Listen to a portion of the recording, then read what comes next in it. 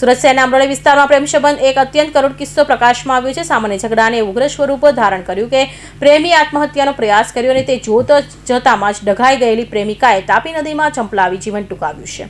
આ ઘટનાના પગલે હીરાના વ્યવસાય સાથે જોડાયેલા મકવાણા પરિવાર પર આગ તૂટી પડ્યું છે। મળતી માહિતી પ્રમાણે અમરોલી ગુજરાત હાઉસિંગ બોર્ડમાં રહેતા પ્રવીણભાઈ મકવાણા 20 વર્ષીય દીકરી સુમનના એક યુવક સાથે પ્રેમ સંબંધ હતો। બુધવારે સાંજે પ્રેમી સુમનના ઘરે આવ્યો હતો। કોઈ અંગત કારણસર બંને વચ્ચે ઉગ્ર બોલાચાલી થઈ હતી। વાત એટલી વણસી ગઈ હતી કે સુમને ફિનાઇલ પીવાની કોશિશ કરી, પરંતુ તેના પ્રેમીએ બોટલ ઝૂંટવી પોતે જ ફિનાઇલ પી લીધું હતું। તાપી નદી કાંઠે એક પ્રેમ કથા દુઃખદ અંત તરફ વળી છે। બુધવારે સાંજે પ્રેમી યુગલ વચ્ચે ઉગ્ર ઝઘડો થયો હતો। ઝઘડા દરમિયાન પ્રેમીએ સુમનની સામે જ ફિનાઇલ પી લીધું, જેને કારણે તેને ગંભીર હાલતમાં હોસ્પિટલ દાખલ કરવામાં આવ્યો હતો। આ ઘટનાને સુમનને માનસિક રીતે ભાંગી નાખી। રાત્રે તે ઘરેથી નીકળી ગઈ અને તાપી નદીમાં ચંપલાવી દીધું।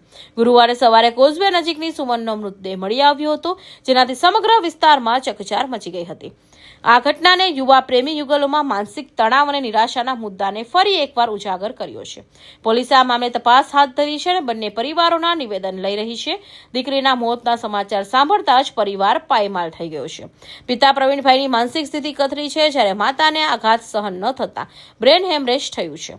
પોલીસને મૃતદેહ સોંપવા માટે પણ ભારે જહેમત ઉઠાવવી પડી હતી। અંતે અન્ય બહેનોને સમજાવી કાયદાકીય પ્રક્રિયા પૂર્ણ કરાઈ હતી। ચોક બજાર પોલીસે હાલ અકસ્માત મોતનો ગુનો નોંધી તપાસ શરૂ કરી છે। હોસ્પિટલમાં સારવાર હેઠળ રહેલા પ્રેમીનું નિવેદન લેવામાં આવશે, જેના આધારે ઝઘડાનું ચોક્કસ કારણ અને ઘટનાની કડીઓ જોડી શકાશે। Bureau report, NTV news, Surat.